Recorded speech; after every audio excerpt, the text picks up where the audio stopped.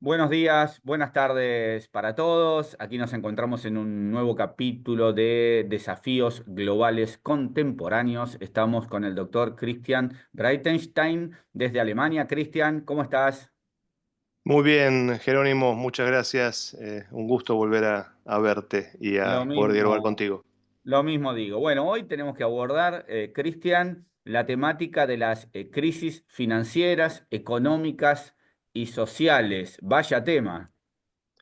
Sí, cuando pensaba en el tema y pensando que es para la querida Universidad de San Isidro de Argentina, hablar en Argentina de crisis económica parece que no va a ser nada novedoso. O al menos no vamos a poder dar conceptos que quizás no estén en los diarios todos los días y desde hace mucho tiempo.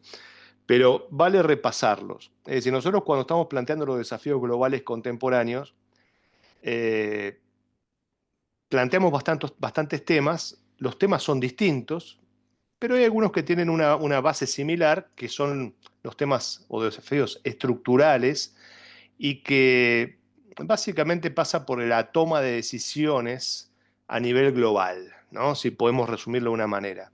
Es decir, cómo hacemos que los tratados se cumplan, cómo hacemos que donde no haya tratados se pueda generar tratados, cómo pensamos una autoridad supranacional que tome decisiones cuando solamente la soberanía reside en los estados nacionales. Y en este tema, la crisis económica, financieras y sociales, porque es parte de lo mismo, no estamos hablando solamente de macroeconomía, o no vamos a hablar de macroeconomía solamente y de los impactos a niveles de déficit o superávit, sino también de las consecuencias humanas que esto genera y las consecuencias concretas, ¿no? Y por eso pasa a lo social. Pero la verdad que para un poco tranquilizar más que todo a los argentinos, las crisis económicas no son excluyentes de Argentina y además no son excluyentes de esta etapa de la humanidad. Cuando repasaba algunos textos o algunos libros, eh, desde el Imperio Romano y antes podemos ver crisis económicas. De hecho, la caída del Imperio Romano en parte también se explica por una crisis económica.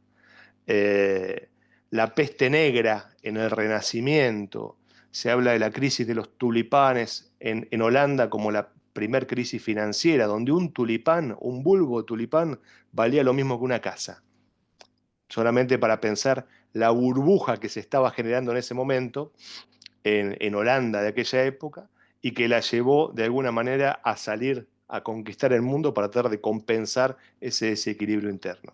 La revolución industrial también generó una crisis económica, o sea, provino una crisis económica fuerte y también la generó por diversas razones.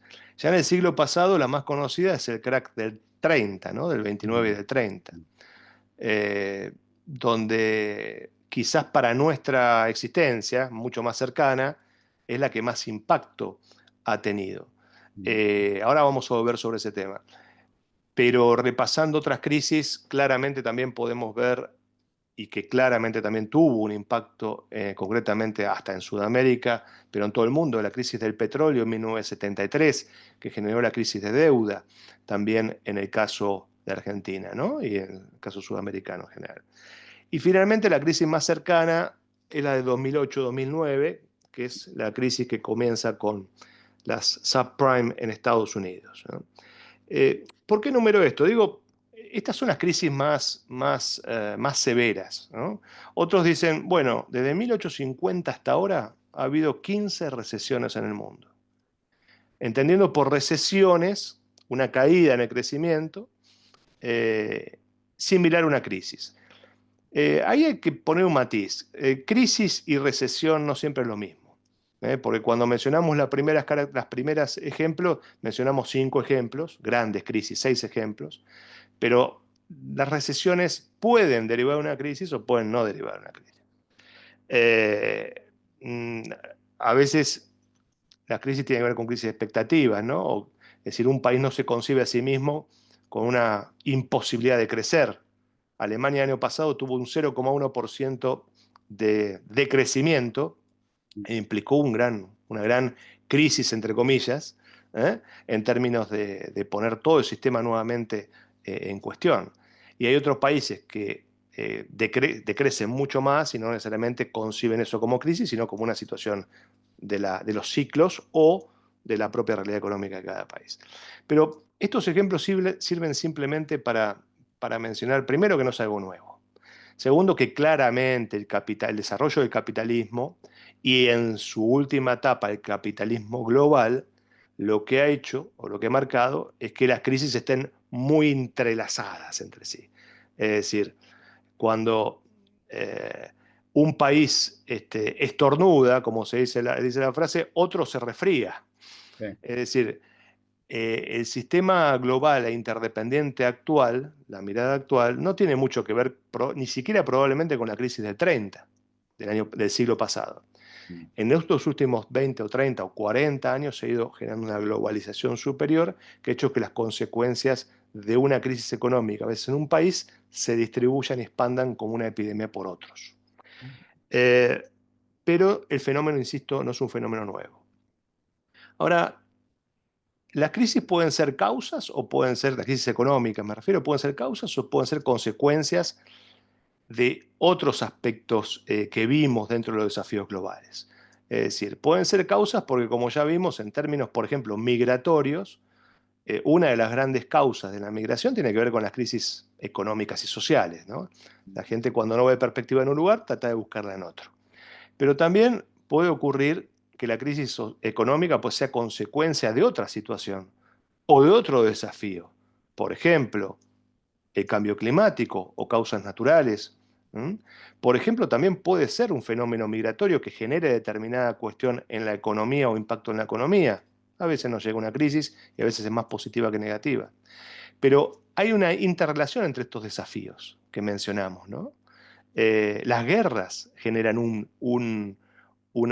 pueden ver a la economía afectada, en algunos casos, y pueden generar una crisis. Entonces ahí la crisis económica puede ser una consecuencia de otros temas, o puede ser lo contrario. Eso mm, depende de cada circunstancia y cada situación. Ahora, cuando vemos, acá nos toca hablar, hacer una pequeña introducción muy breve, pero para no agobiar al tema, a la economía, ¿no? Porque si hablamos de crisis económica, hablamos de economía. Y vos sí, bien sabés que la palabra economía quiere decir, viene de griego, ¿no? Oikos, nomos, quiere mm, decir las reglas de la casa, las reglas del hogar. ¿Mm? Y al fin y al cabo es cómo se administra una casa, cómo se administra un hogar.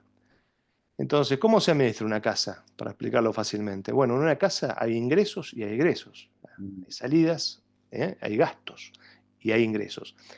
Y en esos ingresos y egresos, cuando los ingresos superan a los egresos, hay un ahorro que puede canalizarse como consumo o como inversión. Eso es el paradigma básico. Ya pasamos casi a lo económico o a lo macroeconómico. Cuando los egresos superan a los ingresos, lo que tenemos, como en toda casa, a veces la necesidad de buscar o de financiarlo a partir de créditos o deuda. Eh, la economía hogareña parece más sencilla, pero no es tan distante. Obviamente que las economías nacionales son más complejas, porque puede haber, por ejemplo, grandes deudores, que son grandes potencias, mm, y puede haber grandes acreedores, que son pequeños países. Entonces, o puede haber crisis por inflación, eso es el incremento general de precios, o mm, puede haber crisis por deflación, es decir, el descenso general de precios.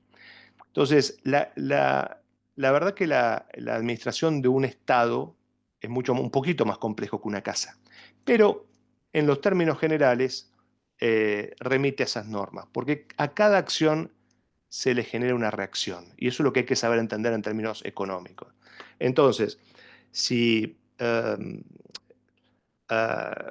hoy está muy naturalizado que claramente, y parecería que debe ser así, porque la mayoría de los países siguen reglas en términos de, de- de búsqueda del equilibrio fiscal, por decirlo de una manera, y la mayoría desean, en el término de sus balanzas comerciales, es decir, exportaciones e importaciones, desean que también esa balanza sea favorable. Ahí se da una puja unas cuestiones de intereses.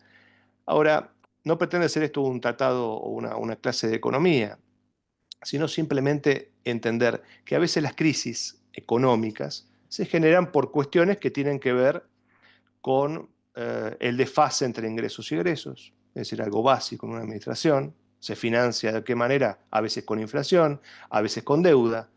Eh, ¿Puede ser un país relativamente estable y sano con deuda y financiándola? Pareciera que sí.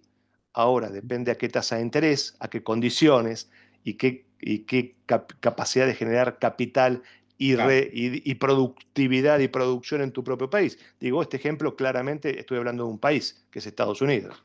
Es decir, Estados Unidos es el principal deudor del mundo. claro, Tiene el principal déficit fiscal del mundo. ¿Eh? Y uno de los principales, el principal déficit de balanza comercial del mundo. Sin embargo, es la primera potencia económica mundial. Es contradictorio esto, ¿no? Bueno, claro, es parte de la complejidad del mundo, ¿no? Es parte de la complejidad del mundo.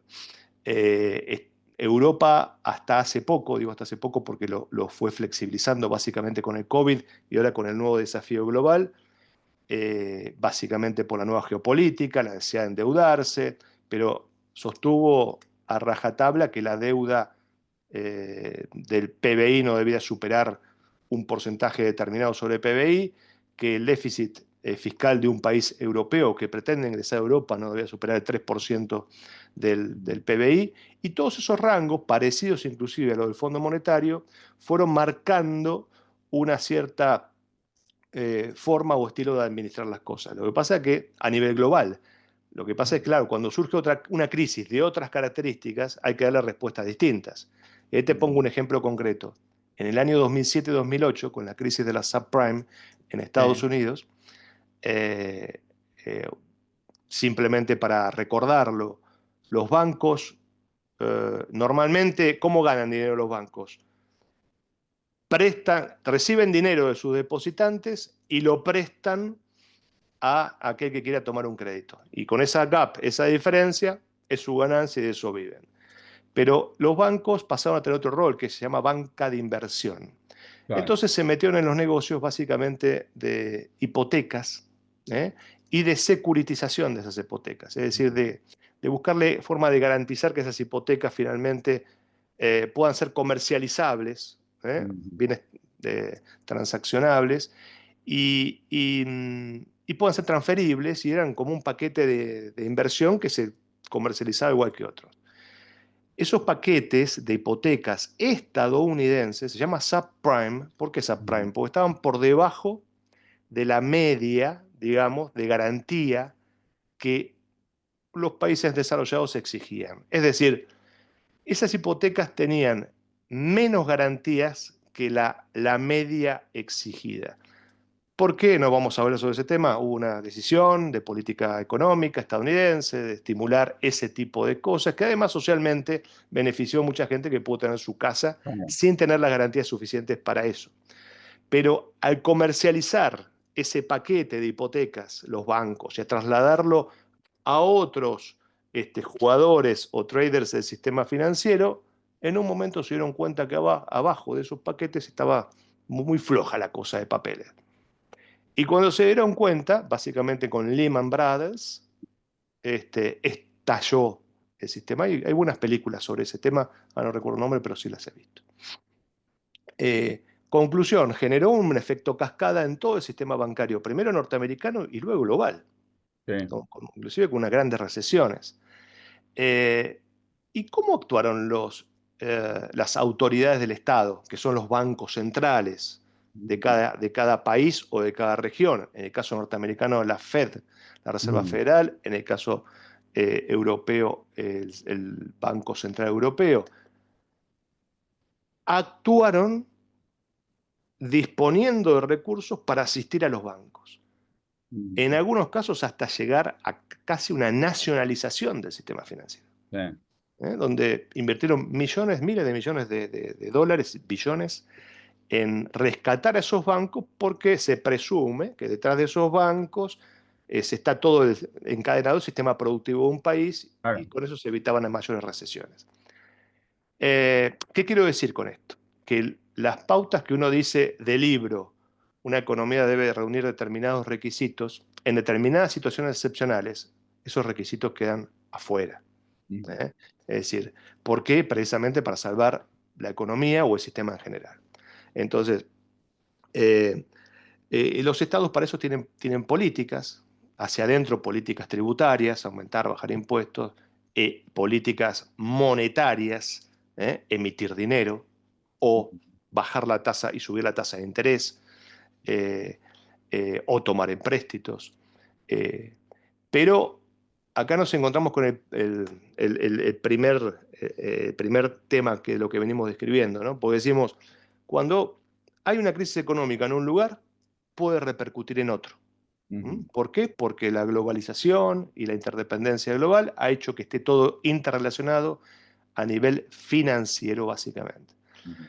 Eh, Ahora, sin embargo, no hay una autoridad regulatoria internacional, ¿m? Con poder de ordenar esto.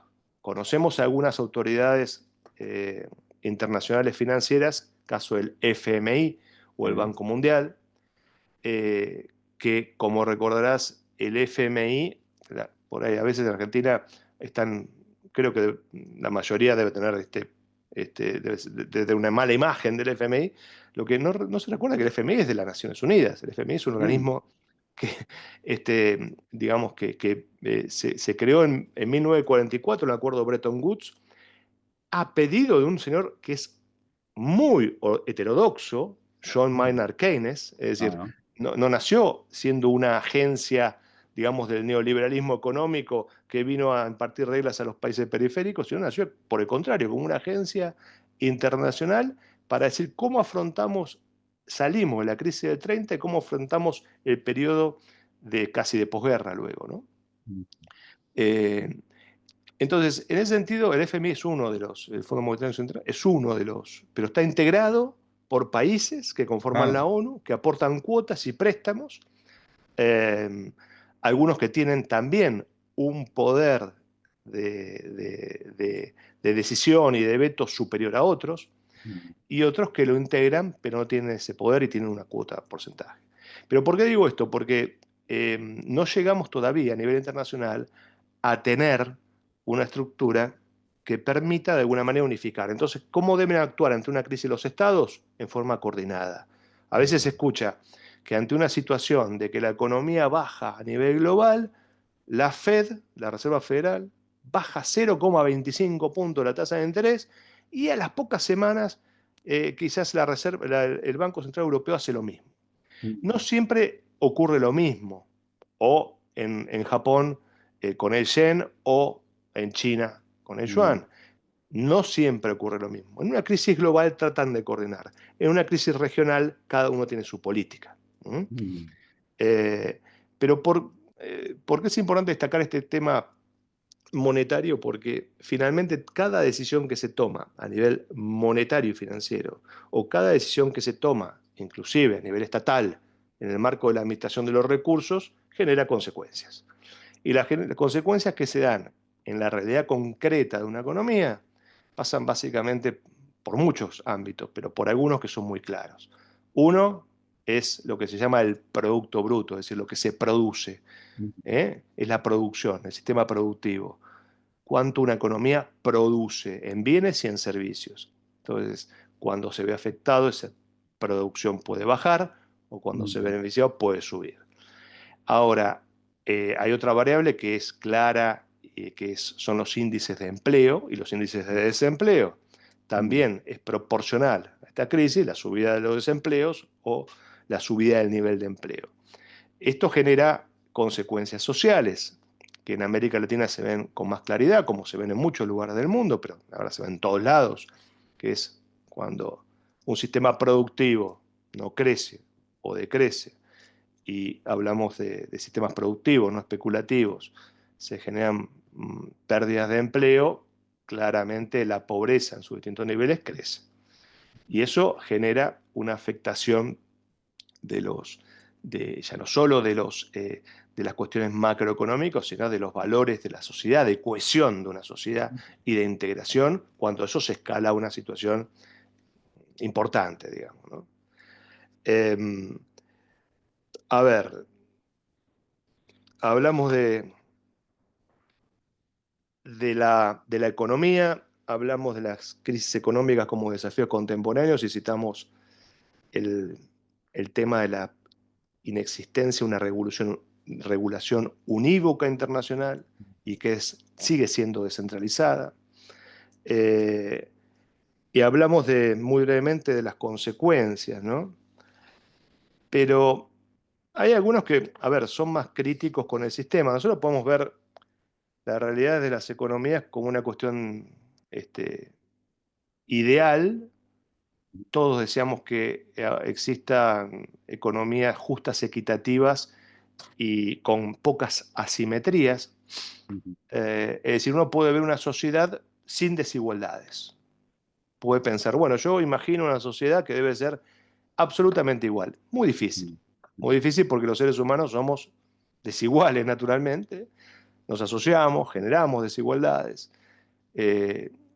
Eh, no digo para naturalizar las desigualdades, sino para decir, hay una base que debe ser un poco distinta. Ahora, es cierto que asistimos a un estado del planeta, y esto es un tema estructural de la economía global, ujú, donde no solamente hablamos de producción, no solamente hablamos de empleo, hablamos de distribución. Es ujú, decir, eh, el capitalismo es hasta ahora el mejor sistema económico descubierto. ujú. Es decir, China tiene un capitalismo de Estado, Ok, ¿no? Estados Unidos tiene un capitalismo de mercado duro, digamos, ujú, extremo.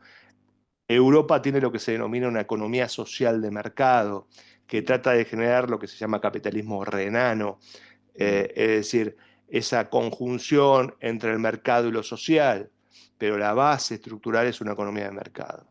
Asia lo mismo, ujú, América Latina igual, algunos podrán decir, bueno, es un más capitalismo de amigos, más capitalismo de lobby, más capitalismo, el sistema es igual, los países africanos, capitalismo más tribales. Pero hay un principio en el capitalismo que da para pensar, pero ¿qué es el principio donde al fin y al cabo el sistema funciona con un estímulo que es el de buscar un incremento de la ganancia? Es decir, eh, si no hay ganancia no hay negocio, ¿no? Y si no hay no, negocio, entonces, ahora si yo gano, quiero ganar más. ujú, Y ese principio lo sigue un principio que se llama de acumulación. claro, Cuando alguien gana y gana y gana, acumula. sí, sí. Entonces, eh, cuando vemos la foto del sistema de distribución del ingreso del mundo, es una foto interesante, pero por lo complicado. ¿Eh? Porque podemos ver, por un lado, una dimensión de que es cierto que en las últimas décadas la pobreza en el mundo se redujo. El COVID Ujú, lamentablemente implicó una caída, pero venimos de un proceso donde la pobreza, básicamente por el más fortalecimiento de los países emergentes, algunos países africanos, se fue reduciendo levemente. Pero podemos considerar que el crecimiento económico ha sido irregular pero sostenido. Podemos considerar la globalización como un fenómeno dado, pero cuando damos la vuelta a la página vemos otra realidad. Y es la realidad de la acumulación y de la distribución del ingreso. Y en eso, dato simple, el 1,5% de la población ujú, tiene el 47, casi 48% de los ingresos. claro, Entonces, imaginémonos que estamos en una habitación con 100 personas donde uno son los dueños de la mitad, uno solo es el dueño de la mitad. Entonces, ahí claramente las relaciones de fuerza, de poder, de intereses, todo de cohesión se complican, ¿no? sí, Eh, sí. Ahí, Cristian, a ver cómo lo ves, ¿no? Porque vos en el comienzo mencionaste algunas crisis muy profundas que generaron consecuencias, en algunos casos devastadoras para países o incluso a nivel global, ¿no?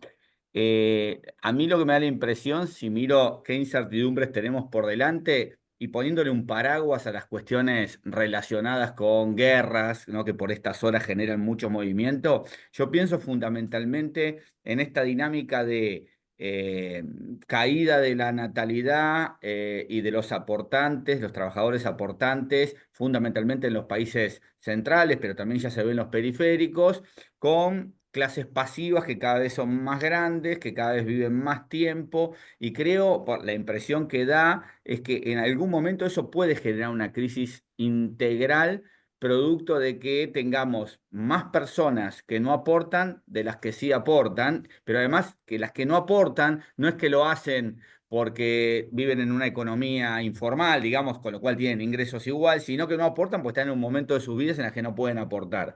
¿Eso vos lo ves como un factor de crisis que pueda ser, digamos, global y ya no solamente focalizado en los países centrales?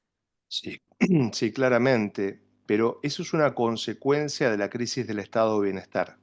Es Ujú, decir, el estado de bienestar es una idea ujú. que tendió a darle una mínima seguridad al ser humano, se dice, de la cuna hacia la tumba, Ah, en todos sus procesos de la vida. Entonces, cuando alguien nacía, el Estado le daba una asignación por hijo o un ujú. subsidio. Cuando alguien eh, eh, no puede estudiar, se le permite una beca para que pueda ingresar. Cuando alguien tiene un empleo y lo pierde, es beneficiario de un seguro de desempleo.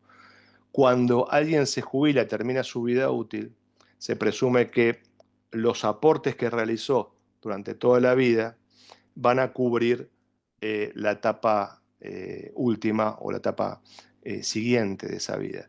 Y lo mismo con las obras sociales, es decir, con Mm, la seguridad social. Se supone que un aporte, paradójicamente, todos los ejemplos que nombré están en crisis, claro. pero porque la crisis es una crisis más grande. Es decir, Ujú. que es una crisis donde el Estado no puede financiar ya más eso. Y los aportes que se fueron realizando, en algunos estados se fueron utilizando para gastos ordinarios de la Claro. administración. Y en otros, por determinados fenómenos, no llegan a sostener, o por la crisis demográfica, no llegan a sostener eh, lo que había sido pactado.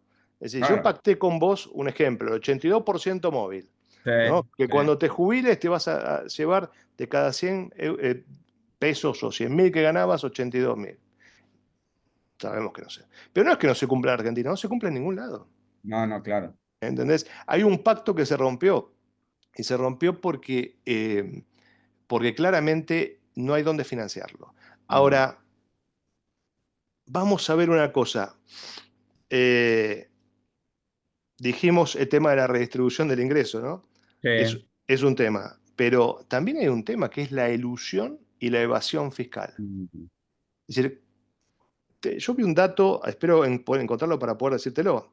Aquí lo tengo. Los paraísos fiscales, los Ujú. paraísos fiscales tienen en su poder depositados dinero que son equivalentes a 5 PBI de Latinoamérica. 5 PBI de toda Latinoamérica. Claro. Y en impuestos evaden un equivalente a 3 PBI de toda Latinoamérica. Si tributaran como deberían tributar en los países normales, me refiero normalmente. Sí. Entonces, eh, decís, ¿qué está pasando? ¿No? Hay cerca de 3.000, y ahora viene la palabra, 1.000 billonarios. Ok. Es decir, personas que superan los miles de millones de dólares de fortuna. ¿Eh? Claro. Eh, y, y- y hay un tema que el 10% de la población vive con menos de $3 al día. No. Entonces, decís, a ver, ¿el sistema genera riqueza? El sistema global parecería Sí, que se sí, sí. genera riqueza. Ujú. Quizás debiera generar más, probablemente. Ujú. Eh, Ahora, hay dos cuestiones. Una, muy sabiamente la planteó una vez Pepe Mujica, que lamentablemente falleció, que dijo, no podemos consumir todo lo mismo. Los niveles de consumo del primer mundo no pueden ser replicados a nivel del total del planeta, porque no es porque no hay, para la alimentación sí alcanza, Claro, para el consumo, la expectativa del hiperconsumo, es imposible alcanzarlo, porque ahí sí destruimos el planeta mucho más aceleradamente. Es decir, no podemos tener todos 3 autos o una Ferrari o un yate. no, claro. No se puede. Es decir, me refiero a los 8.000 millones de habitantes. Sí, sí, sí, claro. Esa es por la máxima, ¿no? Por el hiperconsumo. Ahora, paradójicamente, vivimos en un mundo donde todos podrían estar alimentados Sí. y podrían tener los mínimos accesos requeridos a la educación, a la sanidad, a las básicas cuestiones. Mm, Entonces, es parte de los grandes dilemas, mm. que están en discusión. Esto es la discusión cotidiana que se ve en todos lados, desde lo académico hasta los grandes medios de comunicación. Pero en cada tema que se discute, en el fondo está esto en discusión. Hace poco tiempo, un economista francés, hace poco, hace más de una década, eh, y luego tomó Biden la iniciativa, creo que fue después del COVID, de Sí, ponerle un 2% de impuesto a las sí, principales empresas del mundo. sí. Hacer un gran acuerdo global. Bueno, uno dice, interesante iniciativa, era mucho dinero para poder, pero claro, volvemos a lo mismo, ¿cómo es el decision making? ¿Cómo es la toma de decisiones a nivel internacional?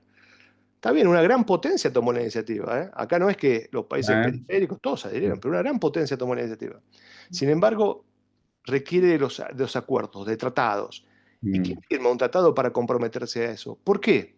Porque en el fondo está la especulación que está estructural al sistema. Que es decir, ¿dónde va el capital? El capital va donde mejor lo remuneran, donde mejor lo premian, donde hay ganancia. Entonces, si yo subo un impuesto, esto es como la ley del upside, si yo salimos de ese grupo, ¿no? La línea de sí, cuatro, y uno queda enganchado, ese nadie quiere quedar se cae enganchado. todo. Se cae todo. Entonces, para generar una decisión de que el 2% tienen que ser todos, y Todos. tiene que haber una unificación impositiva a nivel global que haga que acá no hay resquicios por donde se filtren. Porque si no, como sabemos, Se corre. grandes multinacionales se van. Ni hablar de los paraísos fiscales, que ya pusimos un número. Pero Eh, hay otros que no son paraísos fiscales y que son competitivamente, desde el punto de vista impositivo, beneficiosos. Llamen, no sé, Malta, Luxemburgo, sí, sí, Irlanda. sí. Sí, sí, tanta gente, tantos millonarios europeos que tributan en esos países porque les cobran menos impuestos. No es que no les cobran, les cobran menos. Claro, algunos cantones de Suiza. Ah, Una ciudad que está a 120 kilómetros de Washington, Delaware. eh, Digo, eh, y así podemos enumerar un montón de lugares sudeste asiático. Pero bueno, no es que son países malos, que son maquiavélicos, no. Buscan una ventaja competitiva para atraer capitales, ya sea para financiar su balanza, sus finanzas. Entonces, esto lo menciono para marcar la complejidad del sistema. Porque claramente hay discusiones de valores y discusiones de ideales que todos podemos suscribir mayor o menor medida. Pero en términos de implementación, para ir hacia un mundo un poquito más justo, menos mm, inequitativo, etcétera, se requiere un gran consenso y una gran fortaleza.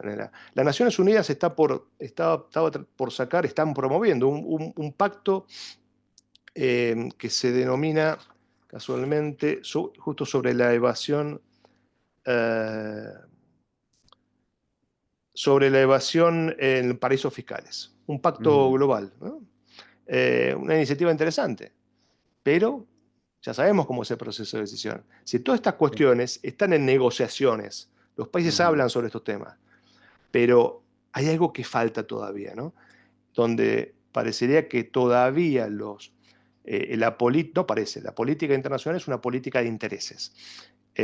y de intereses nacionales o de intereses de grupo, y donde esos intereses no coinciden con los intereses globales de la comunidad global, Mm. priman los primeros, no los segundos. Claro, claro. Cristian, también en este tiempo que nos toca vivir, así como vemos este problema de la crisis del estado de bienestar y del sistema jubilatorio, también observamos cada vez más y ya se observa, se ve en los países centrales, una problemática que yo no sé si en algún momento existió, que son personas con trabajo formal, pero que los ingresos que tienen no les alcanza ni siquiera para superar los umbrales de pobreza, para entrar a la clase media, ¿no? Y eso, históricamente en la Argentina bastaba tener un trabajo para no ser Sí, pobre, poniendo el sí, ejemplo de Argentina. Pero hoy se ve, por ejemplo, en el caso español, que lo conozco sí, bastante bien.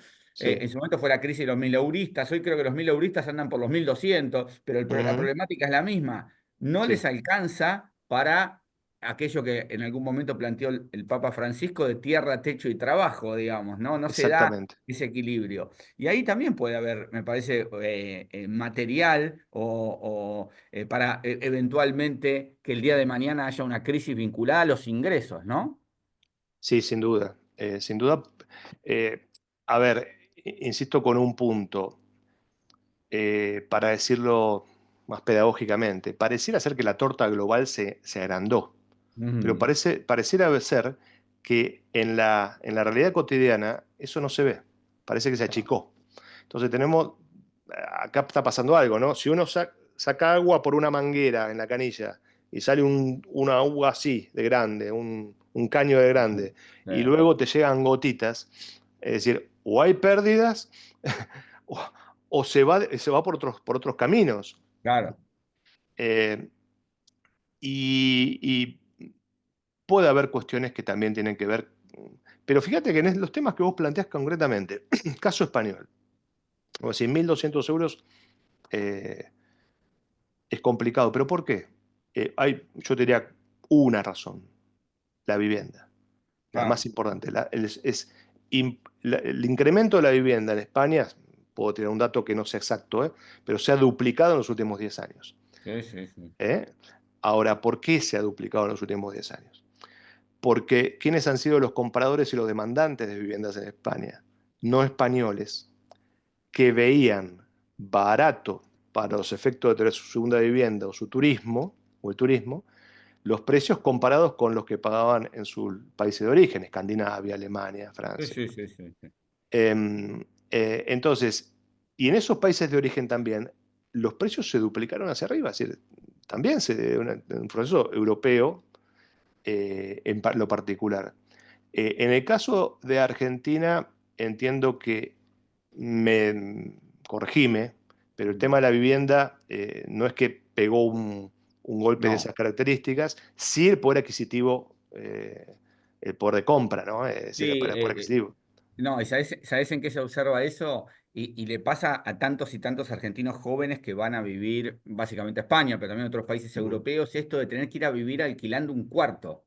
Sí, Que eso acá todavía no, no, mucho lo podemos vincular, si se quiere, con lo cultural, pero después hay algo fáctico. Por más que mi cultura me impulse a tener un departamento, por pequeño que sea, solo para mí, no lo puedo pagar. Si no lo no puedo se puede pagar, pagar. y yo creo que Argentina, desde mi punto de vista, puede ser que esté entrando en algún terreno parecido, porque la vivienda, especialmente en los centros urbanos, ha aumentado, no a los niveles europeos, pero ha aumentado mucho. Hay una Ujú, crisis de ingresos, y digo, eso ujú. tarde o temprano va a machear con el valor de los Sí, alquileres, que cada vez son más sí, complejos. Tarde o temprano sí. va a pasar, ¿no? Sí, sí, Y yo creo que... correcto, correcto. Y ahí Ah, están los desafíos de un Estado. En el caso español se vio muy claramente en el COVID la dependencia del sector servicios, es ah, decir, turismo, ¿no? Es decir, la gran ah, ventaja española o del sur de Europa es el sol y la infraestructura bellísima que tiene ah, para albergar el turismo. Pero está claramente probado que los países de mayor desarrollo son países industriales, claro. productores de bienes, también de servicios o Mm, tecnología, donde se genera empleo y donde la estructura está compuesta en un altísimo porcentaje por pequeñas y medianas empresas, y claro, no solamente grandes, multinacionales. Entonces, claro. caso Italia, caso Alemania, que Escandinavia en otra medida, por otras razones. Sí, eh, pero lo cierto es que, bueno, ahí hay cuestiones estructurales, y en una región como es la europea, donde no se puede devaluar, es decir, la política monetaria está centralizada en el Banco Central claro. Europeo, con lo cual eso se maneja a nivel europeo y centralizado. Entonces es escaso el manejo de política monetaria, nulo, es Mm, escaso el manejo de política tributaria, te diría que hoy están casi todos en los mismos niveles, precisamente para evitar de que esto, que se muden para otro lado. Eh, pero ese es el caso europeo. El caso de Estados Unidos es otra historia. ¿Por qué? Porque Estados Unidos tiene un beneficio que no tiene ningún país del mundo, que tiene la posibilidad La de máquina. emitir el principal billete del mundo, que se Claro, llama dólar. Entonces, eh, in God we trust, ¿no? Creemos en Dios, pero también en tener la máquina de claro. impresión que nos permite financiar el mundo, por Sí, ende no generamos inflación, y financiar también lo interno. claro. El caso de América Latina es distinto, es Sí. absolutamente un caso distinto, pero en todos los casos, los estados de bienestar están en una crisis. La crisis es básicamente por financiamiento, no por falta de voluntad de Ujú. sostenerlos. Eh, y esas crisis, yo te diría que es la crisis económica subyacente al proceso. Después las crisis económicas son las que se dan por determinadas circunstancias nacionales, Ujú. internacionales o de contagio, ¿eh? Ya sea a Bien. nivel económico, productivo o monetario o financiero. Ahí puede estar el esquema. Bien. Pero, eh, eh, ¿por qué es un desafío y sigue siendo claramente un desafío? Bueno, porque eh, habitamos en el ámbito de la comunidad internacional, el soberano sigue siendo el Estado-nación, Ujú. se dice, ¿no? El Ujú. Estado-nación, los países. Si bien hemos podido, o sea, en algunas regiones más, caso europeo, en otras menos, pero ha habido mucha alianza a nivel económico, por ejemplo. Tratados de libre comercio globales es parte de la interdependencia. Complementación financiera, parte de la interdependencia. Pero sin embargo, esa búsqueda de complementación todavía no ha llegado a un núcleo de decisión que permita Ujú. eh, digamos, tratar, como si fuéramos médicos, tratar las consecuencias no queridas o las consecuencias reales que este sistema produce. Bien. Bien, Cristian, bueno, clarísimo, creo que es uno de los grandes desafíos contemporáneos, lo que tiene que ver con la cuestión económico-financiera social, ¿no? Que por momentos vemos riesgos de crisis muy amplia, también las cosas pasan muy rápido, eso creo que también es una diferencia con lo que ha ocurrido en otros momentos, ¿no? De pronto pasamos en unas semanas de decir, se viene la Tercera Guerra Mundial, pero esta vez será económica, y de repente se anuncia un acuerdo o se postergan unas decisiones y todo pareciera normalizarse y nos olvidamos de lo que hablamos hace 3 semanas y de pronto volvemos. Hay como, estamos me parece que en un tiempo de incertidumbre, pero está claro que eh, uno de los grandes desafíos tiene que ver sí, con lo económico, lo financiero y lo social, que finalmente en el mundo vivimos seres humanos, ¿no? Más allá de cuánto se cobra de impuestos, más allá de cuánto se produzca, más, ¿no? Siempre lo micro, ¿no? A la larga es lo que termina impactando. Así que bueno, no sé, Cristian, si te quedó algo más. El próximo capítulo vamos a estar hablando ni más ni menos que de cambio climático y todo lo que deviene. Sí, sí, sí. A ver, no es un concepto nuevo, pero poner al hombre, al ser humano, en el centro de la economía es bastante antiguo, tanto en la doctrina social de la Iglesia Ah, como en muchísimas teorías económicas, sociales y políticas. Eh, y, y a veces parece que se manejaran números nada más, ¿no? mm, Eh, y la economía es una ciencia humana. ah, Es decir, no es una ciencia matemática. 2 más 2 en economía paradójicamente no da 4, porque manejas psicología individual, manejas expectativas, manejas seres humanos que tienen miedo, que tienen incertidumbres o que tienen esperanzas. ah, Y esos, al momento de votar todos los días, los que tienen más, tienen más posibilidades, su voto vale más, ¿no? claro. Y los que tienen menos, a veces, lamentablemente, son los que padecen eso sin enterarse y no saber de dónde pasó, por qué pasó esto. ¿Por qué? ¿Por qué? Cristian, bueno, te mando un abrazo. Nos encontramos en el próximo capítulo de Desafíos Globales Contemporáneos, aquí por el canal de YouTube de la Universidad de San Isidro, por el canal de Spotify. Hablaremos entonces de cambio climático. Un abrazo y que estén bien por allá. Abrazo, gracias, como siempre, Gracias. Jerónimo, muy amable.